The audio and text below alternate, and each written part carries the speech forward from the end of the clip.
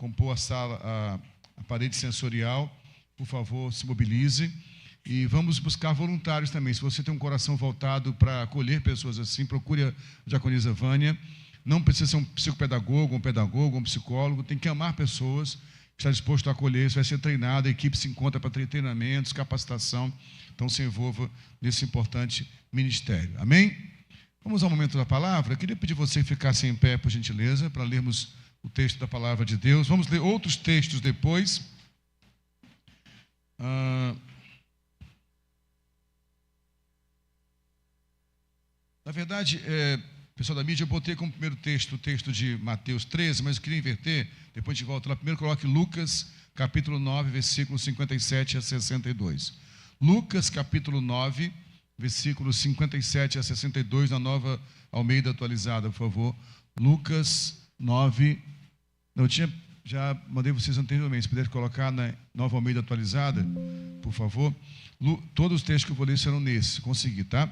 Lucas 9, 57 a 62. Enquanto seguiam... Tá, ou seja, eles vão tentar encontrar lá, se não conseguirem... Lá. Enquanto seguiam pelo caminho, alguém disse a Jesus: vou segui-lo para onde quer que o Senhor for.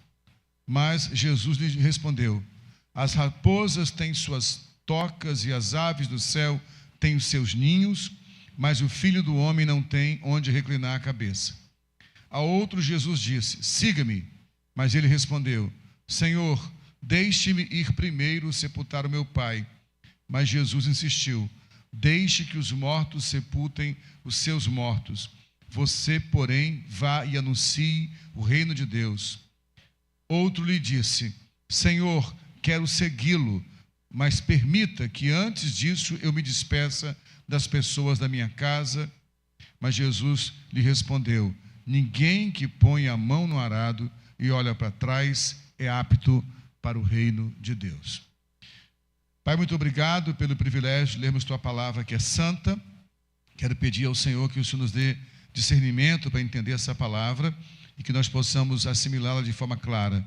Nos levantamos contra todo espírito contrário à Tua palavra, toda resistência na alma, todo bloqueio na mente, todo tipo de inquietação seja calada agora, para que essa semente poderosíssima que é a Tua palavra encontre em nossos corações solos férteis e produza frutos que permaneçam. Assim oramos e cremos, Pai querido, em nome de Jesus. Você que crê e concorda com essa oração, pode dizer amém? Pode sentar, por favor. Queremos falar hoje sobre o alto preço do discipulado. Esse ano de 2025, quem congrega conosco sabe, nós temos caminhado sob uma sentença, e a sentença é um só coração e um só caminho. Um só coração fala da decisão de caminharmos ligados um ao outro, mas também em um só caminho.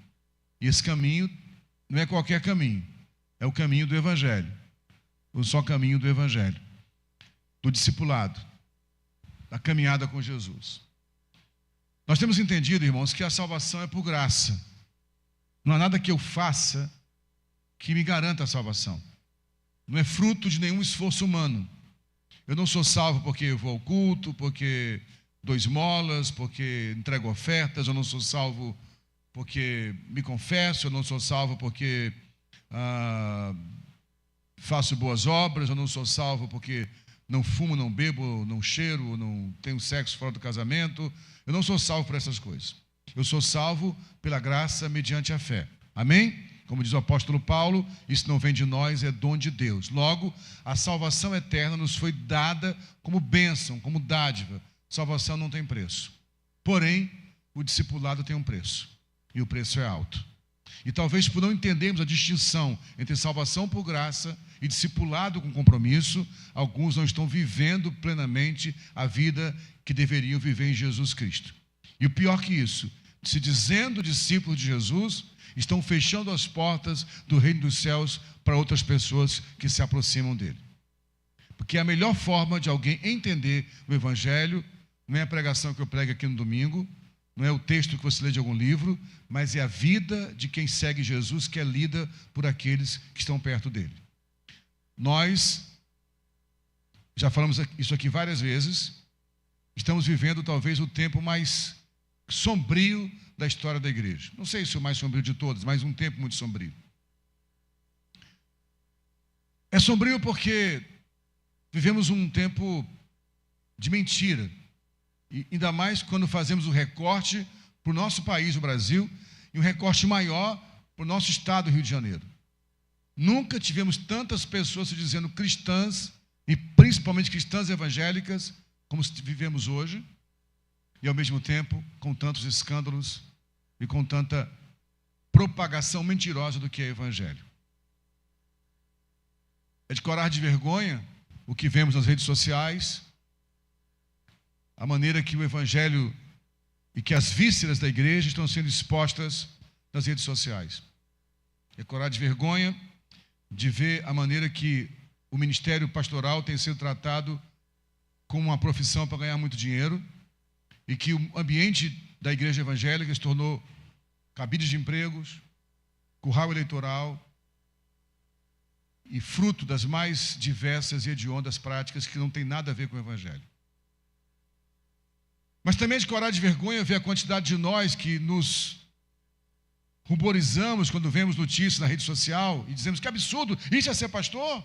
Brigando um com o outro, disputando negócio como se fosse business, mas nós também, nos nossos relacionamentos, no trato com as pessoas, como tratamos nossos esposos, nossos filhos, como vivemos a vida comum na sociedade, passamos para as pessoas a mesma mensagem, que qualquer um pode falar que segue Jesus, basta dizer que o ama e está tudo bem. O discipulado tem um preço. E nós temos um compromisso como igreja de ser o mais bíblico possível para vocês, para que nós possamos realmente viver a vida do evangelho. Discipulado tem um preço e o preço é alto.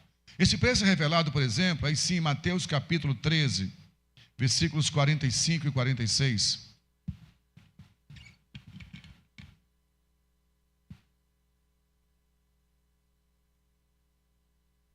Evangelho do Senhor Jesus, segundo Mateus, capítulo 13, versículos 45 e 46, que diz assim: o reino dos céus é também semelhante a um homem que negocia e procura boas pérolas. Quando encontrou uma pérola de grande valor, ele foi, vendeu tudo o que tinha e comprou a pérola. Então, você pode acusar Jesus de qualquer coisa, menos ele ser ambíguo, que é uma pessoa ambígua, que não deixa claro o que está dizendo. Ele nunca usou meios termos. Por isso a gente costuma dizer, tem um livro que eu já falei várias vezes e amo demais, do Josh McDowell, um livro bem antigo, Evidências que Exigem o Veredito. McDowell foi um ateu, né, muito inteligente, muito magoado pela família também, e num certo momento da vida dele, ele tem como missão negar a ressurreição, provar que a ressurreição era um embuste, e negando isso, negaria a fé cristã. Isso lá nos anos 60, eu acho, ele vai pesquisar, e ele começa a buscar manuscritos, documentos, e no final ele fala: essas evidências que eu encontrei exigem o veredito, a ressurreição é uma verdade. E nesse livro ele fala o seguinte: não tem como aceitar Jesus como um bom homem, um bom rabi, um homem de bem, sem aceitá-lo como Deus e Senhor. Porque se Jesus não é Deus e Senhor, restam duas opções, ele fala. Ou ele foi um louco, insano, o pior mentiroso que esse mundo já viu. Porque alguém que diz assim: eu e o Pai somos um. Alguém que diz: ninguém vem ao Pai a não ser por mim. Alguém que diz assim: pregue o meu evangelho e batize as pessoas em meu nome. Aqueles que crerem serão salvos e os que não crerem serão condenados. Quem diz isso? Quem diz eu sou o caminho. Ele não falou eu sou um dos caminhos. Ele não falou eu sou uma verdade dentre as muitas verdades. Eu sou a verdade. Ele não falou eu sou uma possibilidade de vida. Eu sou a vida. Alguém que diz isso ou é louco ou é mentiroso total, se isso não é verdade. Jesus não tem nenhum sinal de insanidade. Quem estuda o comportamento humano percebe a lucidez do seu discurso, da sua prática de vida. E nada que ele viveu combina com mentira. Então, se você de fato quer aceitar Jesus, tem que aceitá-lo como Senhor e Deus. Então ele fala o seguinte, de forma muito clara, sem nenhuma ambiguidade, sem nenhum meio termo: se você quiser viver a vida em Cristo, essa vida vai te custar tudo. Tudo que você é, todas as suas verdades, tudo que você possui, todo o teu caráter vai ter que ser entregue pelo Evangelho. Não combina esse modelo cristão evangélico de hoje, de ter... Hoje temos a insanidade, a loucura de ouvir relatos no censo demográfico do IBGE de evangélicos não praticantes. Isso é impossível. Para você ser evangélico, viver o evangelho, só tem um jeito: praticando o evangelho. Mas por que esse equívoco veio na mente de algumas pessoas? Muita gente bem intencionada tentou dizer que se você crê em Jesus é o que basta para ser salvo, e de fato é isso, mas deu a ideia de que ser salvo significa simplesmente receber algo que veio do céu e eu vou viver como eu bem entendo. Todo aquele que foi alcançado pela graça de Deus, automaticamente, impreterivelmente, é inserido no discipulado de Jesus. E o discipulado de Jesus tem um preço muito alto. Portanto, meu querido e minha querida que está aqui hoje nessa manhã, ou assistindo essa pregação pela internet, nós não temos a menor desejo de vender ilusões para você. Evangelho envolve renúncia e morte da vida atual. Por isso ele fala, é como alguém que encontrou uma pérola, e ele amava tanto pérolas, que ele vendeu tudo que ele possuía para adquirir aquela pérola. Eu ouvi uma história uma vez, ainda na minha adolescência, na escola bíblica dominical, isso tem algum tempo, né? Mais de 40 anos atrás, que um homem queria comprar uma pérola. E ele disse, eu quero muito essa pérola. E o vendedor falou, olha, ela é muito cara, eu pago o que for preciso, porque eu amei essa pérola. Eu quero essa pérola para mim. E o vendedor disse, ok, então me dê o que você pode me oferecer. Ele entregou um valor de lá R$1 milhão. E o dono da pérola falou, isso é tudo que você tem? Não, eu tenho mais. Você quer a pérola? Então tá bom, eu te passo todo o dinheiro que eu tenho, em todas as contas que eu tenho aplicado. É tudo que você tem? Não. Eu tenho também casa, carro, casa de praia. Você quer a pérola? Tá bom, a casa é tua, o carro, a casa de praia. É tudo que você tem? Não, eu só tenho agora minha família, meus filhos. Você quer essa pérola? Então tá bom, eu te passo autoridade sobre os meus filhos, sobre minha esposa, sobre tudo. Depois que ele entregou tudo de papel passado para o vendedor, ele pegou tudo aquilo e falou, pode administrar, mas saiba que tudo isso é meu. Essa é a vida do Evangelho. Quando eu entreguei minha vida para o Senhor, tudo que é meu passou a ser dele. Isso pode ser uma pregação não muito simpática e pouco inclusiva para os dias de hoje. Mas tudo que me pertence, eu entreguei a ele. Quando eu conheci esse caminho, eu tinha 11 anos de idade. Eu venho de uma família muito amada, mas muito disfuncional também. E viemos de Fortaleza para cá quando eu tinha 10 anos de idade. E morávamos em Irajá. Minha família vivendo vários conflitos. Meu pai, nós sabíamos que ele tinha amantes, uma vida dupla. E no meio de uma crise terrível, minha mãe foi buscar ajuda em para ser politicamente correto, né? Foi buscar ajuda em uma religião de matriz africana. E minha irmã incorporava com manifestações dos espíritos daquela religião. E um dia, eu com 11 anos de idade, um pouco menos de 11 anos de idade, sentado no pátio do conjunto de apartamentos que morávamos em Irajá, disse, Deus, se você realmente existe, deixa eu te conhecer. Era apenas um menino de 11 anos de idade. E eu sei que o Senhor me ouviu. E eu sei que Ele deu atenção para mim, porque Deus dá atenção para a gente. Eu lembrei agora do Guilherme, filho do Lucas, né? Diácono Lucas. Que o pai é assim, nosso pai nos ouve. O Lucas, um dia liguei para o pastor Cláudio, falando no viva voz, e o Lucas querendo brincar com o avô dele, perturbando. Eu disse, Lucas, para de perturbar. Lucas, desculpa. Eu falei, Guilherme, para de perturbar teu avô, eu quero falar com ele. Ih, eu perturbo sim. Eu falei, eu vou te pegar, hein, cara. Isso é um telefone. Eu falei, pois pode me pegar, eu pego meu pai na briguinha. Eu sempre ganho do meu pai. Eu falei, pois eu vou ganhar de você, rapaz. O Guilherme tem quantos anos? 5 aninhos. Aí passou aquilo, não sei quantos dias depois, fui na casa do pastor Cláudio domingo passado. Ele, pastor, você prometeu briguinha para mim, hein? Eu falei, é mesmo. Aí caímos na briguinha no sofá lá. Acabou de 2-2, a gente combinou que derrubasse o outro, ganhava um ponto. Aí no sítio falou, pastor, está me devendo, ficou 2-2. Ele não vai esquecer.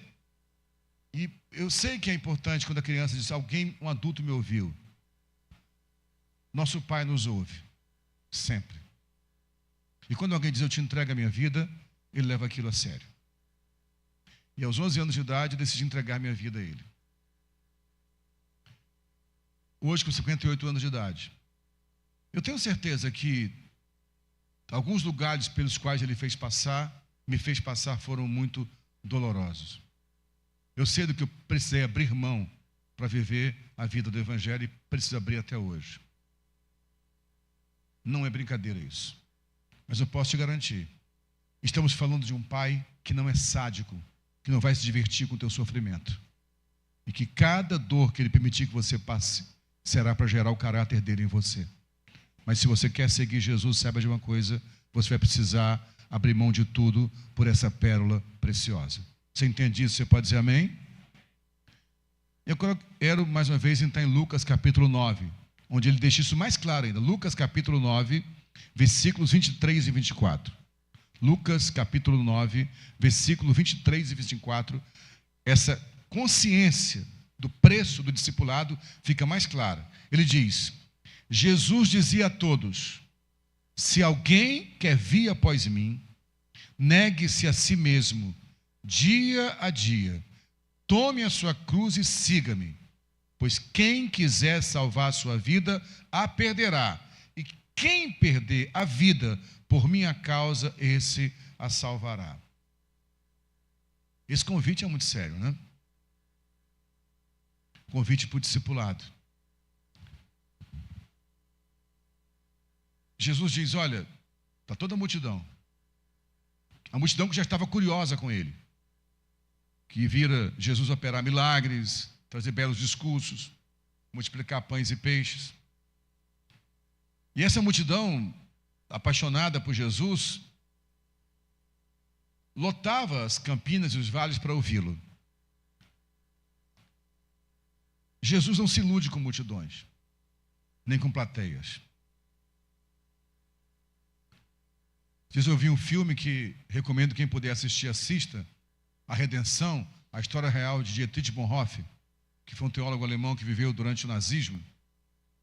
E no período do nazismo, foi o período onde a igreja foi captada, ou cooptada, pode dizer também assim, pelo nazismo, a ponto de os templos terem as cruzes substituídas pela suástica de Hitler.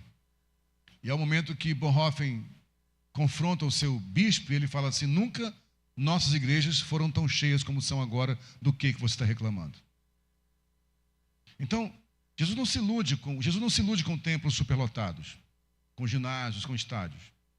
Ele sabe, ele também não joga fora as multidões, mas ele sabe que a multidão não é uma multidão de discípulos, mas que do meio da multidão, os discípulos podem ser convidados. E talvez hoje aqui nessa pequena multidão, que nós achamos que é pouca gente, mas tem mais de 200 pessoas reunidas no lugar, já é uma multidão.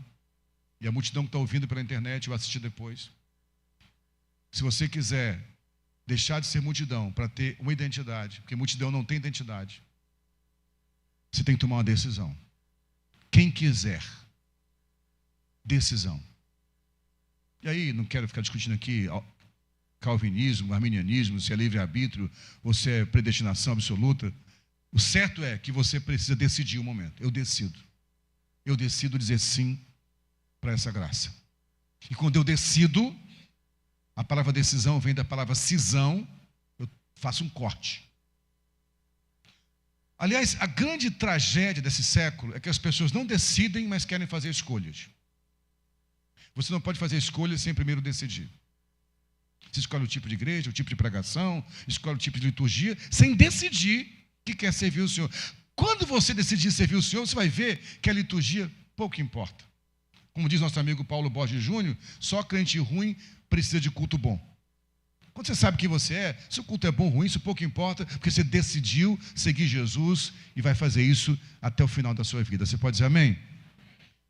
Então, eu preciso decidir. É como a gente sempre fala, por exemplo, no avião, que você faz um voo, atualmente só nos voos internacionais tem o serviço de bordo mais completo, né? Então, ela vai perguntar, você quer jantar? Eu quero frango. Não. A pergunta não foi se você quer frango, você quer jantar? Qual é a resposta se você quer jantar, gente? Ou não. Aí depois sim, o que você quer? Carne, frango ou pasta? Eu primeiro decido, eu quero. Então tem gente fazendo escolhas dentro da igreja sem ter decidido até hoje. Então decida. Você quer vir? Então, primeiro passo, negue-se a si mesmo. Renuncie-se a si mesmo. E aí, gente, isso é uma pregação que é um soco no fígado da proposta hedonista desse século. Onde a pregação é você é o centro, você é aquele que Deus ama tanto você que Ele ama mais você do que o próprio filho. Para com isso. Deus não precisa de mim nem de você para ser Deus. Quer você creia ou não creia, quer você goste ou não goste, quer você ridicularize, existe céu e inferno, vida e morte, Deus e Satanás, e você tem que decidir. Nós não fomos chamados aqui para ser simpáticos a você, mas para amar você. Quem quiser, negue-se a si mesmo. Hoje a grande busca é você precisa encontrar o seu self. Até o conceito de espiritualidade desse século é hedonista e egoísta. Você precisa encontrar-se com o teu Deus interior, com o teu self. O importante é você ser feliz.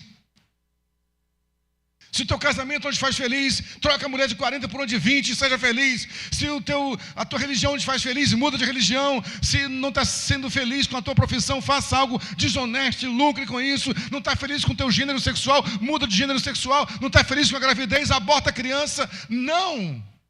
Como dizia C.S. Lewis, nós não nascemos para ser felizes, nascemos para amar. E amar envolve sacrifício. Então, negue-se a si mesmo. É a mensagem diferente da mensagem padrão coach do século pregado nos nossos púlpitos hoje, que parece que Deus está a nosso serviço o tempo inteiro para nos satisfazer. Negue-se a si mesmo. Tome a sua cruz. E Lucas acrescenta, dia após dia. Gente, isso aqui é muito sério. Eu estou tomando minha cruz já há 47 anos. Todo dia. A cruz é o lugar onde eu me ofereço em sacrifício. E qual é a cruz do Silfarne? É a sogra?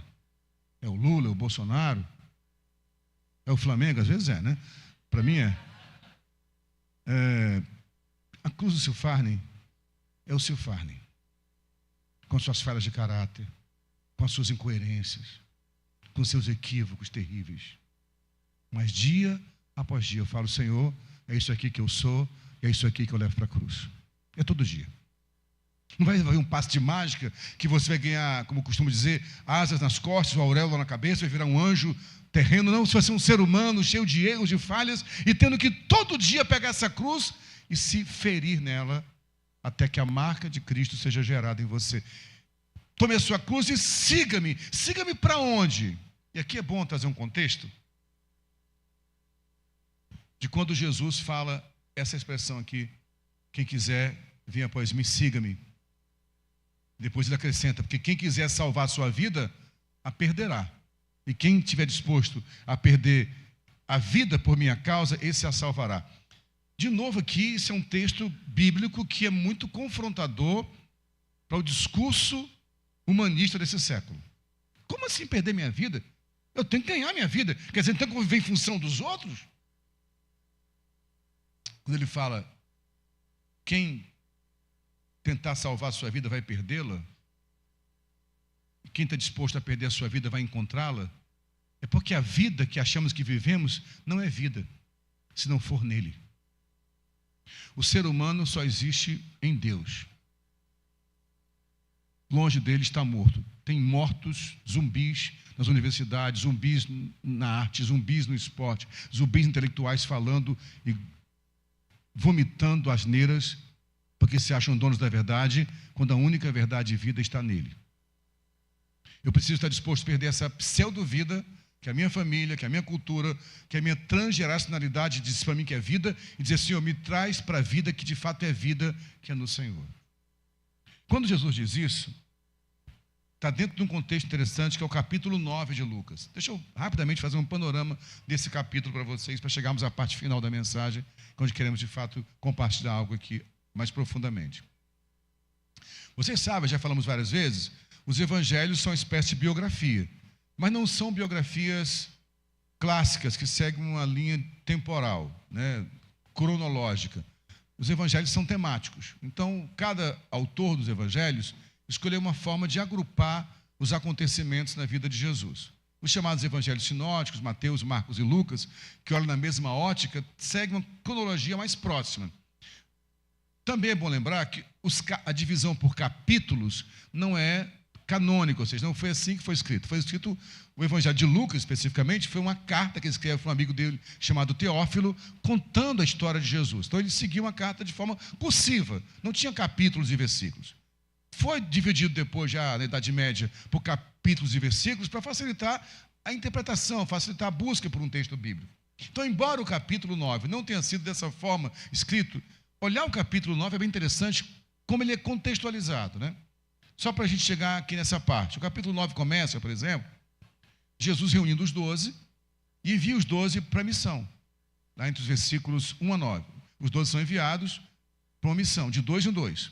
Até quem assistiu a série The Chosen, que é uma série que eu amo muito, e de novo, os chatos teólogos às vezes reclamam de tudo, que faz muita interpretação. Ali é uma série, gente, uma série que vai usar da licença poética para pensar, mas até a contextualização é muito boa.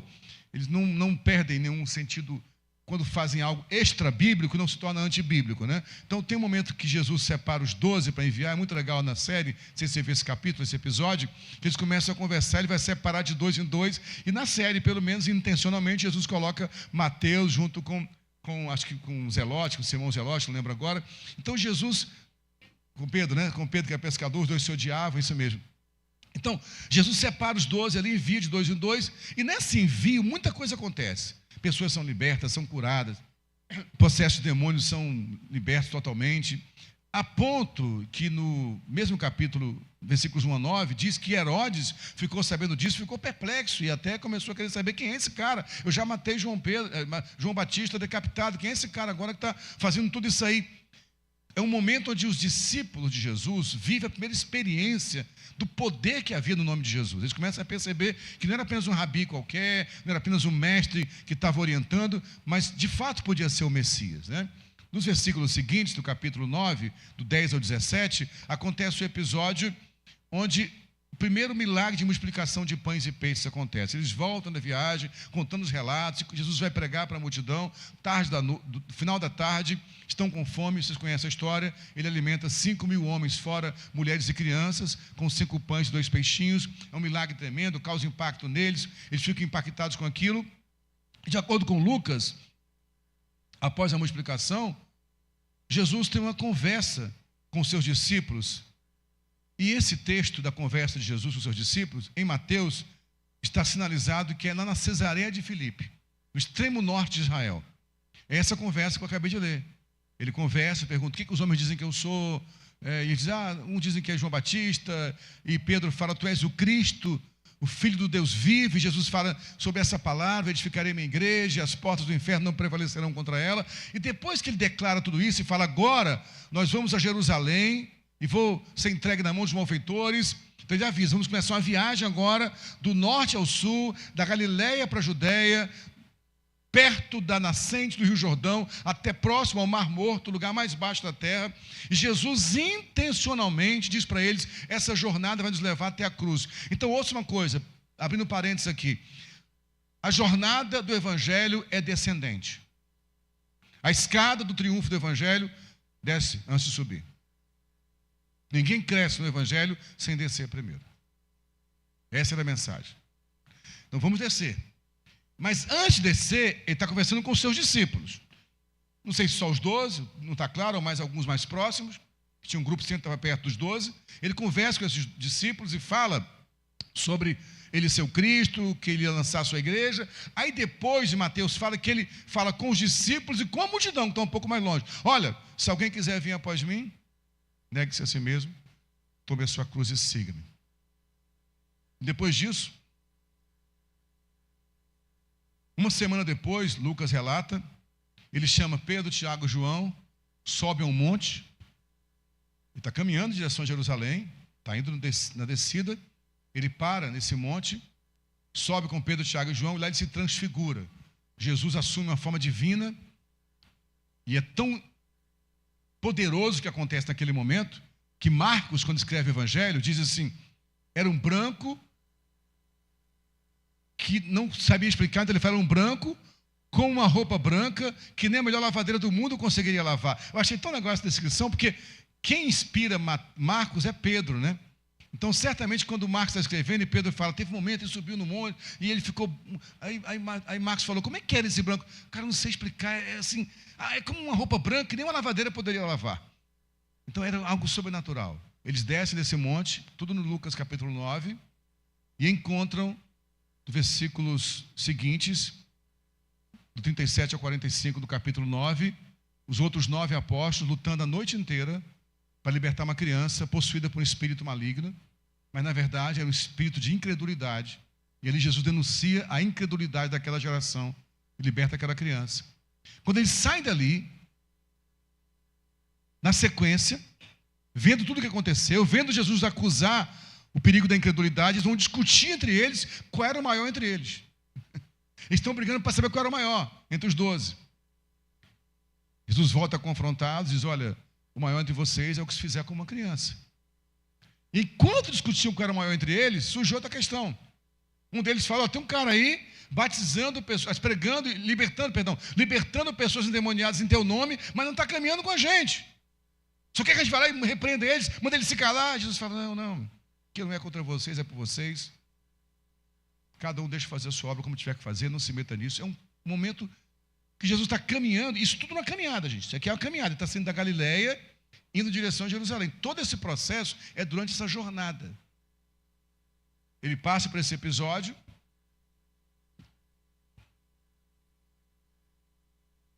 até que ele chega a uma cidade em Samaria, e ele manda os seus discípulos falarem, peçam àquela cidade permissão para entrarmos ali. E a cidade não permite. Porque sabia que estavam indo do norte para Jerusalém, e samaritanos se comunicavam com os judeus.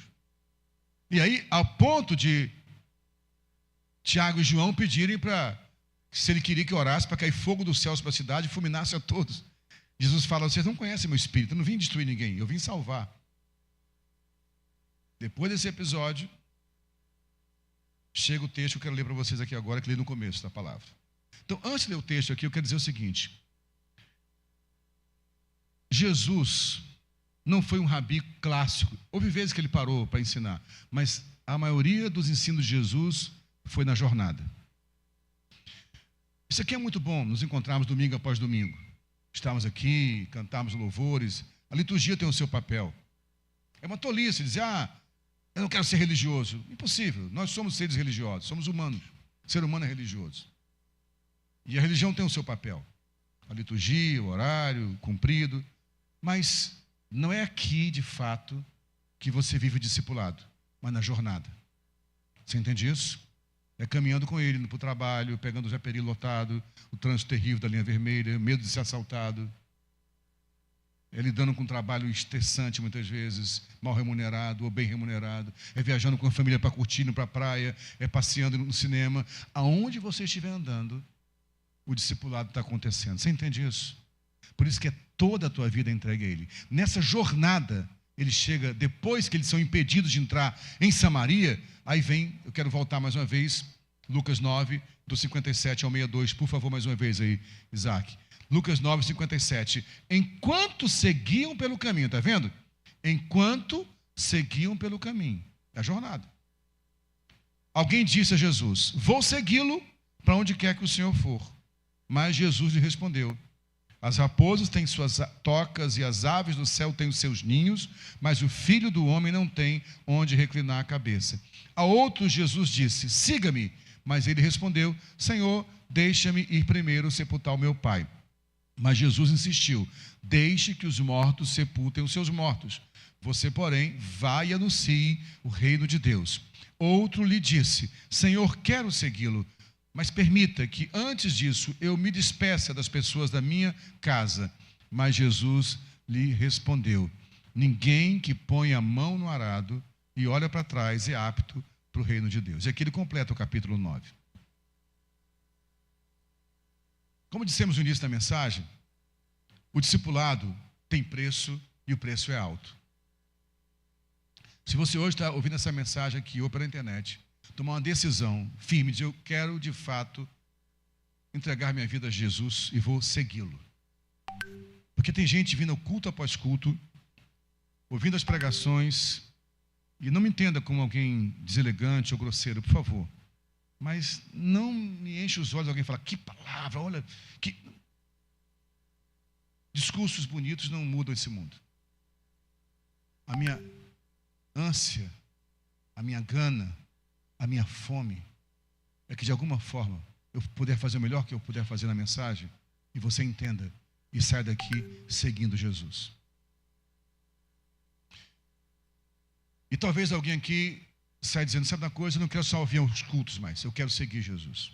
Eu não quero só mais escolher um programa para o domingo. Um domingo eu vou na comunidade, outro domingo eu vou na assembleia, outro domingo eu vou no terreiro de Umbanda, outro domingo eu vou na igreja católica, outro domingo eu vou buscar os capuchinhos, outro domingo eu vou no centro espírita. Religião tem arrodo, como diz carioca por aí. Talvez essa não seja a melhor igreja para você participar.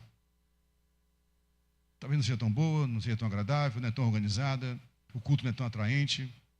Talvez nem seja. Agora, você precisa decidir se vai seguir Jesus ou não. Eu só quero alertar você, eu trabalhei minha juventude toda com vendas, né? E o que eu vou dizer é um anticlímax, é um anti-marketing. Só quero alertar você que essa pérola custa toda a tua vida. Não se iluda. Não dá para viver o evangelho tendo vida dupla. E quando Jesus está andando pelo caminho, depois que os discípulos são rejeitados em Samaria, um homem vem e diz para ele, eu vou seguir você por onde quer que você for. Que declaração linda é essa, né? O primeiro candidato ao discipulado aqui se oferece para seguir Jesus. Tem muita gente falando, eu quero seguir Jesus, olha, eu sou um crente, eu quero ser evangélico. A quantidade de artistas, celebridades que se dizem evangélicos hoje, e a gente acaba se iludindo com isso, se encantando até. Olha, o cantor tal falou que é evangélico. O ator tal falou que é evangélico. O político falou até texto bíblico. Olha, ele foi no púlpito, citou até um texto bíblico. De cor. Mas são pessoas que, infelizmente, estão fechando a porta do céu para algumas pessoas.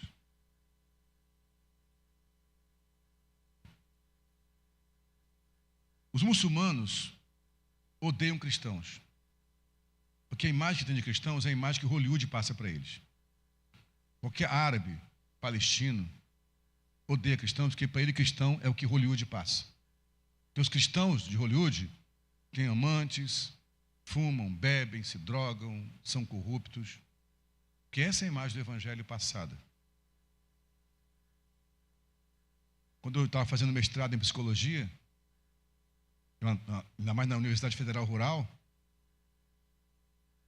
a minha atenção foi ver pessoas falando coisas que eu sabia que era verdade sobre os cristãos. E a necessidade naquele lugar se luz no meio das trevas. Você é pedreiro? É servente de obras? É motorista de ônibus? É engenheiro? É médico? É advogado? É professor? Você não precisa virar pastor para ser discípulo, mas onde você estiver, que as pessoas percebam, ali vai alguém que segue Jesus, que parece com ele. Que o teu filho, quando enfrentar as crises de fé dele, diga, eu tenho muitas crises, mas a vida que meu pai vive, minha mãe vive, me confronta, deve ser verdade esse evangelho. Por isso esse homem fala, eu quero te seguir, eu vou te seguir para onde você for. Parece uma linda entrega Mas a resposta de Jesus é estranha. Ele fala para o homem: as raposas têm seus covis, suas tocas, as aves do céu têm seus ninhos, mas o filho do homem não tem onde reclinar a cabeça. Esse homem, de acordo com Mateus, era um doutor da lei, o mestre da lei. Então não foi qualquer pessoa, foi um mestre da lei que falou: eu vou te seguir para onde você for. Mas a resposta de Jesus aponta uma coisa muito importante. Deus conhece as intenções dos nossos corações. Deus não se ilude com um discurso bonito sobre o Evangelho. Quando Jesus fala assim, sobre não ter um lugar para reclinar a cabeça, ele quer dizer o seguinte: eu não estou encontrando no seu coração verdade para que eu confortavelmente recline a minha cabeça.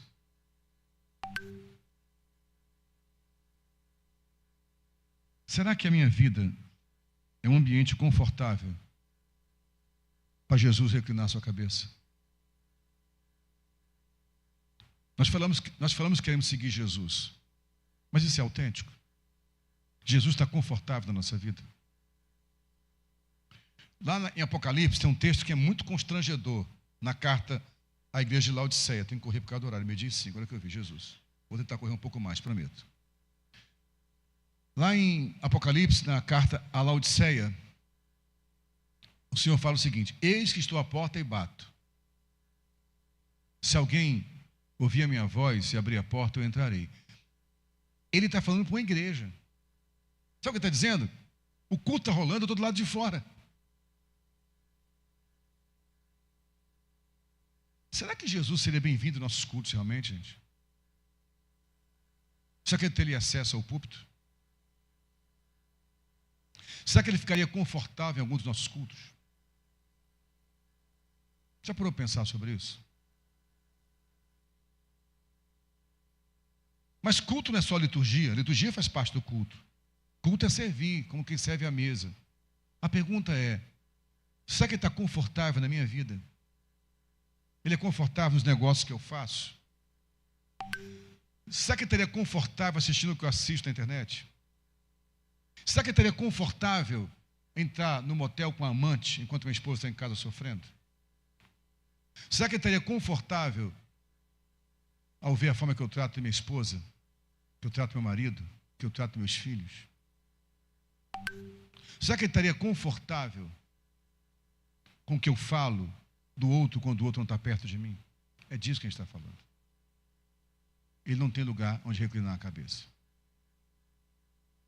Porque ele é o Deus revelado, de acordo com João, cheio de graça e de verdade. Sim, há muita graça, mas também há verdade. Não se iludam com esse evangelho maluco que diz: não tem problema, basta você crer em Jesus, se der uma oferta boa, então melhor ainda. Ele quer um lugar onde ele possa estar confortável. Eu quero reclinar minha cabeça.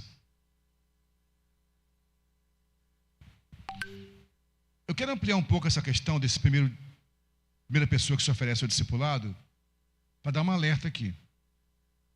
Tem muita gente se dizendo chamado para um ministério específico sem nunca ter sido chamado. Cuidado com isso. Eu tenho orado muito para que Deus levante jovens pastores. Estou muito feliz em ver o movimento que Deus está fazendo na posse, a possibilidade daqui a pouco o Rodrigo, o Leandro implantando uma igreja lá. A gente tem orado por isso. Deus precisa levantar jovens chamados por Deus para o ministério, mas não se sinta chamado sem ser chamado de verdade. Você entende o que estou falando, irmãos? Irmãos, entendem isso? Espere Deus chamar você. Ele vai chamar. Agora, esse homem faz uma declaração muito forte. Ele fala assim: vou segui-lo para onde quer que o Senhor for. Se isso fosse verdade, Jesus acolheria esse homem. Não era verdade o coração dele. Que todo que quer seguir Jesus só pode segui-lo se for para segui-lo para onde quer que o Senhor for. Isso é muito sério. Eu quero seguir Jesus. Quando ele começa a mandar você para o lugar que você não quer ir, não, isso eu não quero. Lembra aquela passagem de Pedro, lá em Atos dos Apóstolos? Quando Pedro está jejuando, cheio do Espírito Santo, orando, e tem um arrebatamento do Espírito, e Deus revela para ele uma toalha sendo aberta, com vários animais para serem comidos, animais que eram considerados cerimonialmente imundos para os judeus. Ao mesmo tempo que está acontecendo, na casa de Cornélio, um romano, um não-judeu, um gentil, o anjo do Senhor fala para ele, vai à casa de Simão e chama lá Pedro, porque ele vai te pregar o evangelho, porque tuas esmolas subiram ao coração de Deus, e o Pai quer se revelar para você. E aí esse Cornélio manda alguém para a casa de Pedro, enquanto a pessoa está na porta batendo, Pedro tem essa visão. E o Senhor fala para ele assim, mata esses animais e coma. E sabe qual é a resposta de Pedro? Não, Senhor. Como diz nosso amigo Paulo Júnior, uma resposta sofismática, é um sofisma. Não, Senhor, não tem como. Se é Senhor, só pode ser sim. Se é não, é porque não é Senhor. Eu quero te seguir, Senhor, para onde o Senhor quer que o Senhor for. Aí Deus começa a te conduzir por caminhos que vão envolver renúncias, que vão envolver sofrimento, que vão envolver traição e dor, e você fala, não, isso não veio de Deus.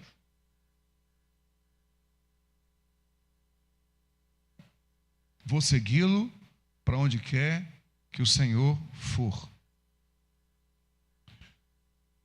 Tiago e João, uma certa vez, quando Jesus chegava a Jerusalém e falou que seria entregue na mão dos malfeitores, disseram, Senhor, permita-nos sentarmos um à direita e outro à esquerda do seu trono. Ele falou, olha, quem decide isso não sou eu, meu Pai, mas vocês estão prontos a beber o cálice que eu vou beber? Estamos prontos, Senhor. Eu estou pronto a beber o cálice que o Senhor vai beber.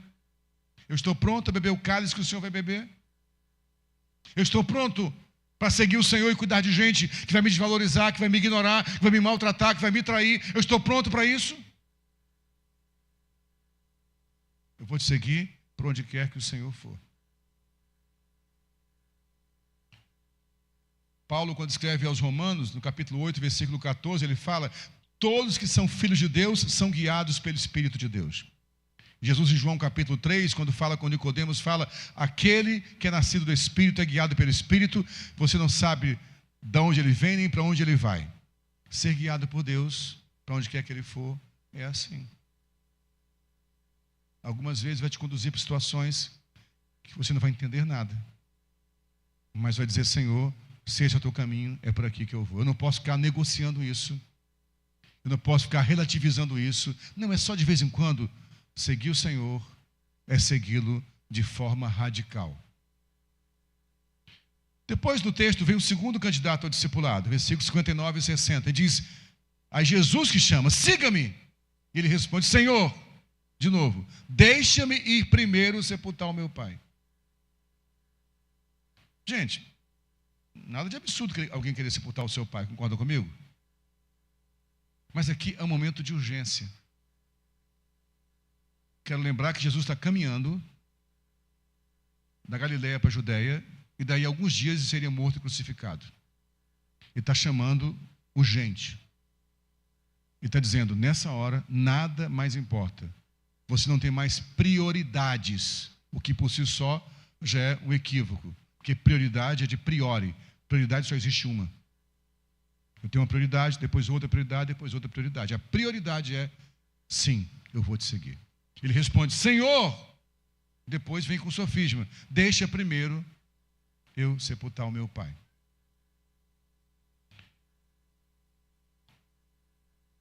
Eu quero que você pense uma coisa. Se nem sepultar o pai justifica alguém retardar a obediência ao que Deus mandou, imagina as desculpas que damos com as nossas agendas. Quando eu acabar a faculdade, quando eu acabar o mestrado, quando eu construir minha casa, quando eu me aposentar, eu vou te servir. Eu não esqueço mais uma vez que eu estava pregando numa igreja na Barra da Tijuca, há muitos anos atrás, uns 25 anos atrás, ou 23 pelo menos, 24 acho, que fizemos um apelo para alguém entregar, quem queria entregar totalmente sua vida para servir ao Senhor, inclusive, se Deus quisesse enviá-lo para outro lugar, para morrer pelo Evangelho, para fazer missões. Era um apelo missionário. E eu vi, literalmente, quando uma moça se levantou e a mãe segurou e falou, eu ouvi a mãe dizendo para ela, eu não estou te pagando a melhor faculdade de medicina para você virar missionário. Nós estamos prostituindo nossos filhos. Jovem, ouça uma coisa aqui. Se o Senhor te chamou, é para morrer pelo Evangelho mesmo.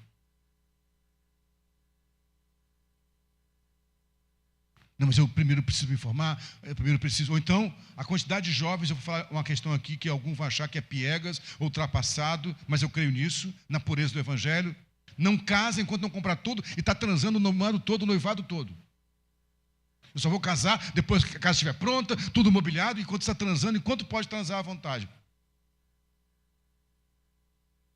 Gente que fala, não, eu vou servir Jesus, mas eu primeiro preciso resolver tudo na minha vida, aí quando der eu faço alguma coisa para o Senhor. Se o Senhor te chamou, nem sepultar o pai é desculpa para retardar o chamado de Deus. Até quando? Até quando você vai dar desculpas para o que Deus chamou para fazer? Porque aqui não foi o cara que se ofereceu, foi o Senhor que chamou. Eu não estou pronto, não estou preparado. Deus sabe quem você é. E se Ele te chamou, obedeça. Até quando você vai dar desculpas para Deus? Quando eu conseguir resolver a situação? Quando eu embaraçar isso tudo? Aí eu vou seguir Jesus. Se o Senhor está te chamando hoje, é hoje o dia da salvação. É hoje o dia da manifestação do braço do Senhor. E Deus está chamando algumas pessoas hoje, claramente, chega de dar desculpas.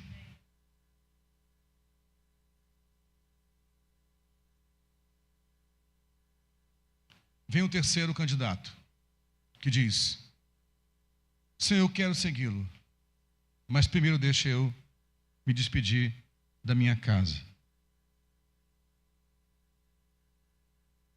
Eu quero te seguir, mas a condição é essa. Você não vai colocar condições para Deus. Um dia eu entrei numa igreja, eu fiquei apavorado com o que o pastor falou. Ele falou assim, trabalhava numa empresa, nessa época, entrei na hora do almoço numa igreja, estava tendo culto lá, e o pastor falou, hoje é o desafio da oferta tal. Se você der essa oferta X aqui, eu garanto que Deus vai te abençoar. Se Ele não te abençoar, coloca Deus contra a parede. Fala, não faz isso não. Faz isso não, filho. Isso é sério. Eu acho que pintaram a imagem de um Deus tão efeminado, tão adamado, tão abobalhado,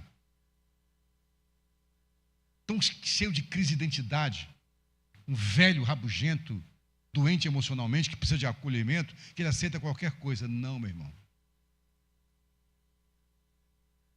Você não vai colocar condições para Deus. Ou você serve ou não serve. Ou você entrega a sua vida para Ele ou não entrega. Ah, não, se primeiro Ele curar isso, se primeiro Ele fizer aquilo. Não, não tem condições. Discipulado é uma entrega radical. É uma obediência total e radical. Não tem jeitinho. O que o Senhor falar contigo, você vai obedecer. Ele encerra dizendo, ninguém que põe a mão no arado e olha para trás é apto para o reino de Deus. O reino de Deus é essa entrega constante. Que nesse reino só há um rei. Ele não negocia o seu trono. Quando eu entrego a minha vida ao Senhor Jesus, Ele assume o lugar de governo. Deus não caminha com ninguém se para essa pessoa ele não for Senhor. Eu repito mais uma vez, não quero passar uma imagem equivocada para você, porque não estou falando de um Senhor tirano que vai te maltratar, é um Senhor que deu a vida por você, mas Ele é Senhor. Ele vai governar a sua vida, e não porque tem prazer em fazer você sofrer, é porque Ele sabe que a vida, os projetos e os planos que você acha que tem, que são bons, são equivocados. Ele é que sabe os pensamentos que tem a seu respeito. E são pensamentos de paz e não de mal. Porque a vontade dele é boa, agradável e perfeita. Mas para isso, o discipulado envolve a rendição total, onde tudo que você tem, que você é, passa a pertencer a Ele. Você entendeu isso? Você pode dizer amém? Vamos ficar em pé? Vamos orar?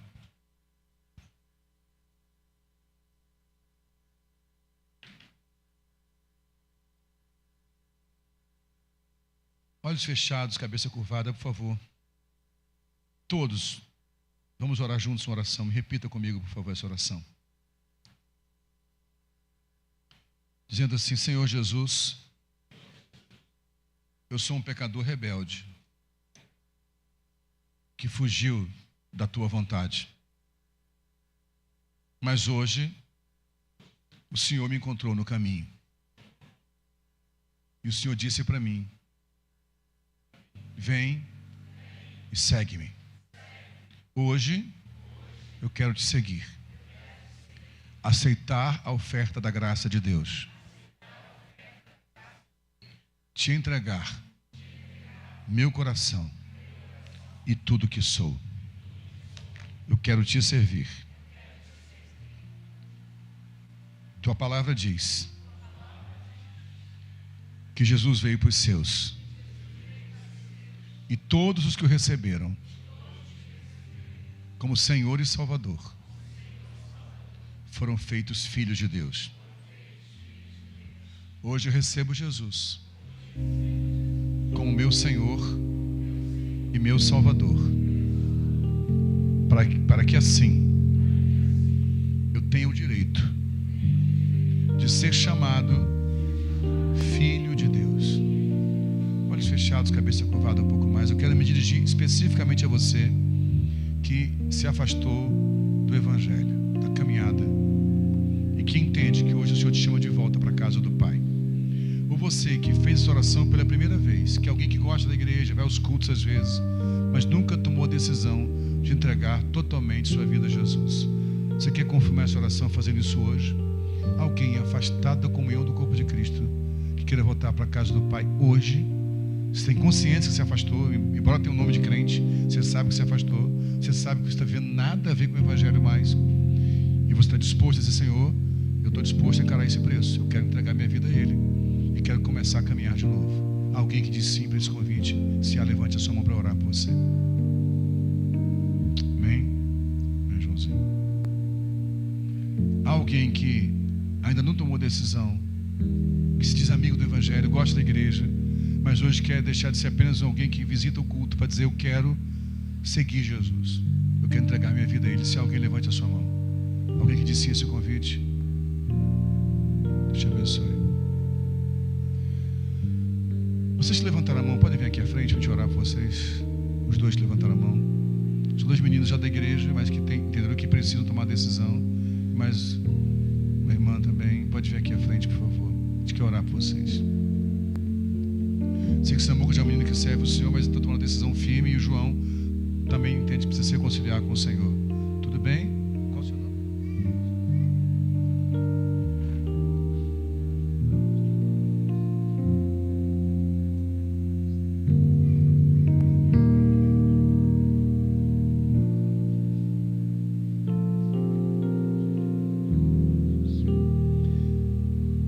Dois líderes aqui acolhendo também o Samuca e o João, por favor.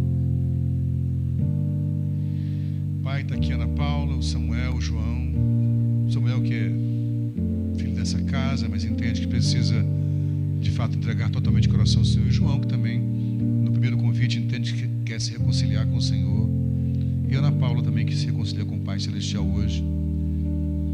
Queremos hoje que o Senhor acolha esses irmãos em família e que eles sintam-se plenos em Deus para viver tudo que o Senhor quer que eles vivam, e que essa entrega radical gere nova vida.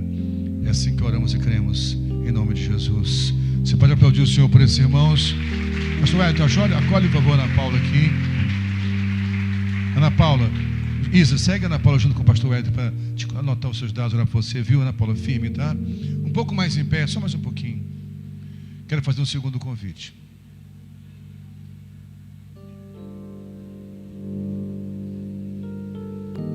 Há momentos, e eu penso que esse é um dos momentos, dê só um pouquinho mais de atenção, estou quase acabando já, que Deus, como se Ele pensasse, o Deus eterno, que não está preso ao Cronos, Ele entra nessa história de malha, tempo, espaço e pinça. Eu vivi isso algumas vezes na minha vida. Já contei esse testemunho aqui algumas vezes, quero repetir mais uma vez só para a gente orar. Quando eu tinha 16 anos, eu estava na casa da minha mãe, num culto, no ponto de pregação da boa e querida Assembleia de Deus, lá em Padre Miguel. Me converti com 11 anos, comecei a pregar muito cedo, com 12, 13 anos. Mas eu estava numa fase bem confusa, não vivendo o evangelho pleno que era para viver. E uma pessoa pregou naquele dia, o presbítero Van Clé, amigo meu até hoje, está com um pouco mais de 70 anos.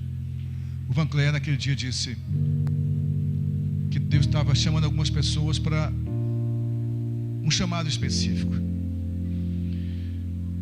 E naquele dia a sensação que eu tinha é que havia um dedo sendo apontado para mim. Eu chorei copiosamente o culto inteiro e fui à frente.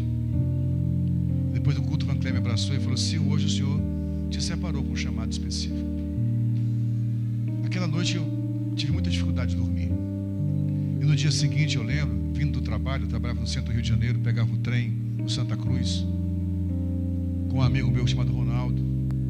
A gente andando na estação da Central do Brasil, eu vi aquela multidão passando e pela primeira vez eu comecei a chorar por aquelas pessoas. Eu disse para o meu amigo: cara, hoje eu entendo quando a Bíblia fala que são ovelhas que não têm pastor. Peguei o trem lotado, segurando a chupeta do trem ali, o papo rolando sobre futebol, sobre política, e no meio da conversa o Espírito Santo me falou: fala de Jesus para eles. Eu disse: só isso não, né? Fala de Jesus para eles. Eu comecei a falar e não parei mais. Que não tem volta. Quem põe a mão no arado não pode olhar para trás. Então eu quero chamar você que tem consciência que ou não conseguiu ter uma vida que deu conforto a Jesus para ele permanecer contigo o tempo inteiro e não teve lugar onde reclinar a cabeça, e sabe que está vivendo e você sabe que está vivendo uma vida que não está deixando Jesus confortável na tua agenda. Ou quem sabe houve argumentos, não de sepultar o pai, mas desculpa, porque eu tenho isso, tenho aquilo outro, não posso fazer agora. Ou disse: primeiro eu tenho que resolver algumas questões aqui, que eu coloco uma condição para te servir. Você até começou a servir o Senhor, mas como tua condição não foi cumprida. Eu e Patrícia, quando começamos nos casamos, nós colocamos uma condição para Jesus, que eu só ia me dedicar totalmente ao ministério pastoral quando eu tivesse uma casa própria. Mas um dia o Senhor falou: não, é agora, filho. E foi sem casa própria mesmo. Qual a condição você está colocando para Deus para cumprir o teu chamado? Pergunta é: você quer renunciar tudo hoje, dizer sim, eu vou renunciar tudo e te seguir? Se você entende que o teu chamado está sendo retardado por questões como essas, e quer dizer mais uma vez: Pai, me perdoa, eu me coloco de novo à disposição para te seguir, vem aqui à frente, eu quero orar por você, por favor, em nome de Jesus. Chamar o pastor Hudson. O pastor está por aqui? Ele saiu? Amém. Tranquilo, não tem problema. Aqui à frente.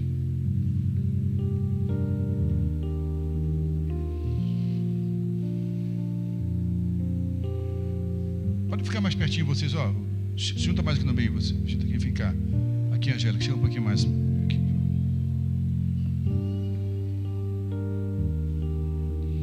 Há pessoas que Deus está chamando, né? Mas Ele não vai te violentar. Quem quiser. Quem quiser, venha. Mas venha consciente do que está fazendo.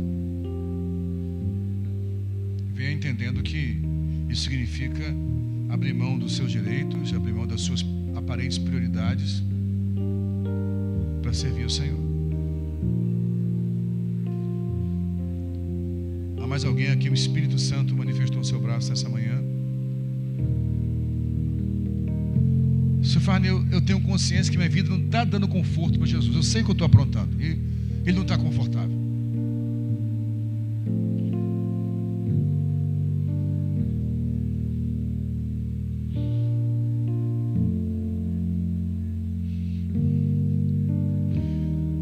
Deixa eu falar uma coisa com você que está me ouvindo. Não caia nessa mentira dos pregadores desse século, de uma mensagem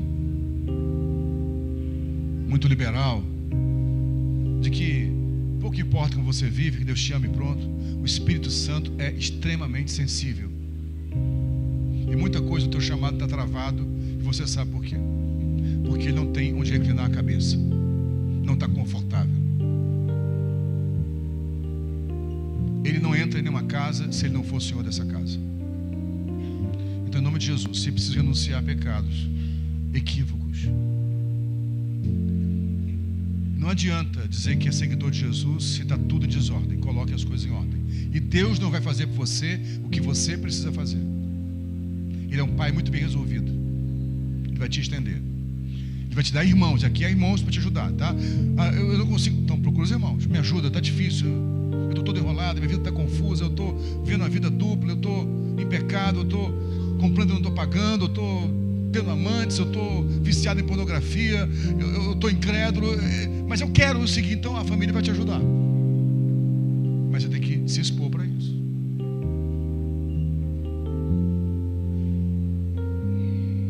Pai, eu quero orar por esses irmãos que estão aqui na frente. Obrigado pela honestidade de cada um deles, pela verdade dita no coração de cada um deles. Em nome de Jesus, Pai, eu oro para que todo tipo de voz e mensagem do inferno que tenta confundir esses irmãos, essa irmã, se cale agora. Ajude o teu filho a colocar as coisas no lugar, Pai. Eu sei que ele está sofrendo com isso. Há pessoas aqui que estão vivendo uma vida bem confusa, que aos olhos humanos são rejeitados já, mas o Senhor está dizendo: eu ainda te amo e quero insistir com você, meu filho. Eu oro por aquele que disse: nunca mais eu me comprometo com nada que signifique ministério. E a palavra do Senhor para você é: quem te deu direito de dizer isso? Quem te autorizou a dizer nunca mais eu me envolvo com qualquer coisa que envolva cuidar de pessoas? Quem te deu esse direito? Quem falou contigo que tinha acabado? Jesus, Senhor, renova os ministérios aqui, Pai. Teus filhos disseram sim. Nós não vamos sepultar os mortos. Nós não vamos gastar tempo despedindo das nossas famílias. Nós não vamos criar um ambiente desconfortável para o Senhor. Vamos criar um lugar onde o Senhor pode reclinar a sua cabeça. Vamos deixar que os mortos enterrem seus mortos. E vamos romper com toda a prisão familiar para seguir o Senhor por onde quer que o Senhor for. Eu abençoo meus irmãos assim, Pai, em nome de Jesus. Você pode dizer amém? Vocês aqui à frente, abraçem um ao outro aqui na frente. Abraçem um ao outro, declare bênção um para o outro aqui, em nome de Jesus. Aplauda o Senhor pela sua palavra.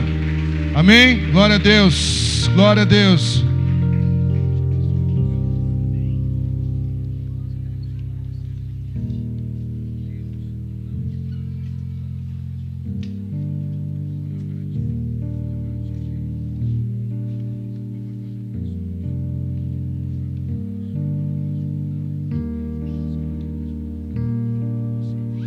Glória a Deus.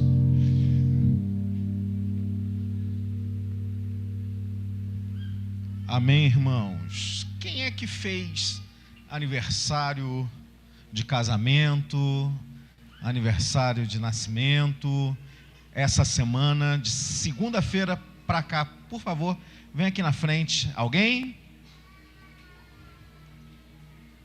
Sempre tem, né? Glória a Deus, que bom. Sempre tem.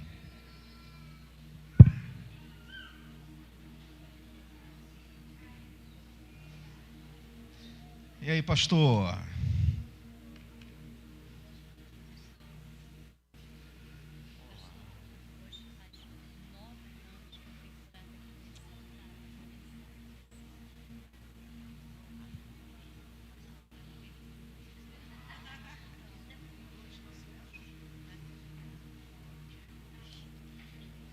Vamos orar aqui pelos irmãos, todos aqui aniversário de nascimento. Estenda sua mão aqui para frente. Senhor, muito obrigado, Pai. Obrigado porque o Senhor sustentou esses irmãos no último ano. Obrigado, Pai, porque eles estão aqui para testemunhar que o Senhor é bom e a sua misericórdia dura para sempre. A gente, como igreja, os abençoa, Pai. Que esse seja um tempo de portas abertas, que seja um tempo da tua manifestação sobre a vida deles, Pai, em o nome de Cristo Jesus. Amém. Irmãos, eu amo domingo como símbolo de um novo ciclo. Na religião judaica, o sábado era a celebração do descanso, do Shabat.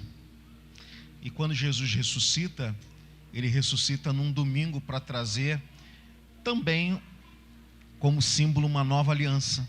Então domingo é o início. Domingo é um novo início do que foi fim em algum momento. O sábado é o fim, o domingo é o início. E não por acaso domingo, vamos ficar de pé? Não por acaso domingo significa do Senhor.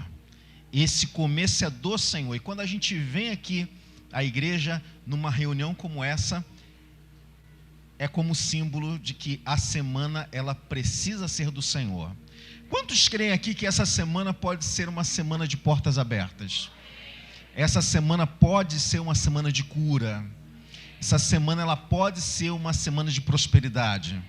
Essa semana ela pode inclusive ser uma semana que vem alguns incidentes, algumas coisas que a gente não espera, mas que o Senhor estará com a gente em todo o tempo. Então vamos orar ao Senhor. Senhor, nós declaramos que essa semana será uma semana de portas abertas, Pai. Que essa semana será uma semana de prosperidade. Que essa semana será uma semana que o Senhor levantará o seu rosto sobre nós.